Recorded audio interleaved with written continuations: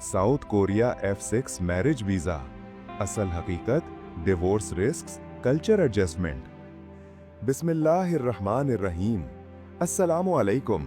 मेरा नाम मोहम्मद कमाल है और मैं एक लीगल एडवाइजर हूँ। उम्मीद है आप खैरियत से होंगे। मैं एक बार फिर एक नई वीडियो के साथ आपकी खिदमत में हाजिर हूँ। आज हम जिस मौजू पर बात कर रहे हैं वो इंतहाई अहम है।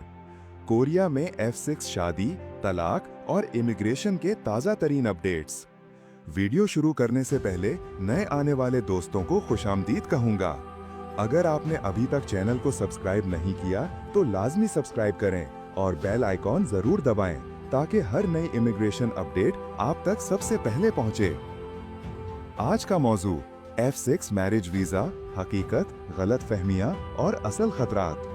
आज मैं आपको वो हकीकतें बताने जा रहा हूं जिन्हें ज्यादातर लोग जानबूझकर नजरअंदाज करते हैं, और फिर जब शादी टूटती है, वीजा कैंसिल होता है या डिपोर्टेशन का नोटिस आता है तो वो हैरान खड़े रह जाते हैं कि ये मेरे साथ क्यों हुआ। अगर आप कोरियन शहरी से शादी कर रहे हैं या कर चुके हैं तो ये वीडियो आपके लिए एक जागने का अलार्म है। कोरियन शादी के बारे में आम गलतफहमियां। सबसे बड़ी बेवकूफ़ी ये सोच है कि कोरियन से शादी की, सब कुछ आसान, वीज़ा, PR, नेशनैलिटी खुद ब खुद मिल जाएगी। ये सोच मुकम्मल गलत है। कोरियन हुकूमत ने पिछले 10 साल में वाज़ेह कर दिया है, जो गैर मुल्की कोरियन माशरे में एडजस्ट नहीं होता, ज़बान नहीं सीखता, कल्चर और फैमिली वैल्यूज़ का एहतराम नहीं करता, वो यहाँ लंबे अरसे नहीं रह सकता। ज़बान और कल्चर क्यों लाजमी है? अगर किसी को लगता है कि कोरियन ज़बान सीखे बगैर शादी चल जाएगी, कल्चर को अजीब समझकर नज़रअंदाज किया जा सकता है, तो सीधी बात सुन लो, रिश्ता नहीं चलेगा, वीज़ा नहीं बचेगा। यहाँ कम्युनिकेशन, एहतराम, जिम्मेदारी और फैमिली डिसिप्लिन, ये सब ऑप्शन नहीं, बुनियादी ज़रूरत है।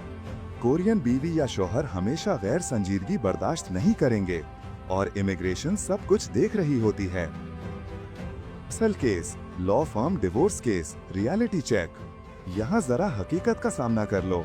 हालिया दिनों में हमारी लॉ फर्म में एक ताज़ा तलाक का केस आया। वजह वही रिवायती, जबान नहीं, कल्चर की समझ सिफर, रोजाना घर में लड़ाई, बीवी की बात ना समझना और सबसे खतरनाक, शादी के पीछे सिर्फ F6 वीजा की नीयत। कोरियन बीवी ने सीधा कह दिया, ये शख्स कोरिया में एडजस्ट हो ही नहीं सकता, ना जबान सीखता है, ना रवैया बदलता है, अब मजीद बर्दाश्त नहीं। अब हालत ये है, तलाक प्लस वीजा कैंसिल होने का खतरा, और बंदा हैरान कि मेरी गलती क्या थी। असल गलती वो खुद था, बस मानने को तैयार नहीं। अगर एडजस्ट नहीं हो सकते तो शादी मत करें। ये बात सख्त है, लेकिन हकीकत तल्खी होती है। अगर आप कोरियन सोसाइटी, जबान और कल्चर में एडजस्ट नहीं हो सकते तो कोरियन से शादी करना ही गलत फैसला है। सिर्फ वीजे, PR या पासपोर्ट के लिए शादी करना 1. गैर इखलाकी, 2. गैर कानूनी रिस्क, 3. खतरनाक और 90% केसेस में नाकाम। ये सोच हमेशा तबाही लाती है।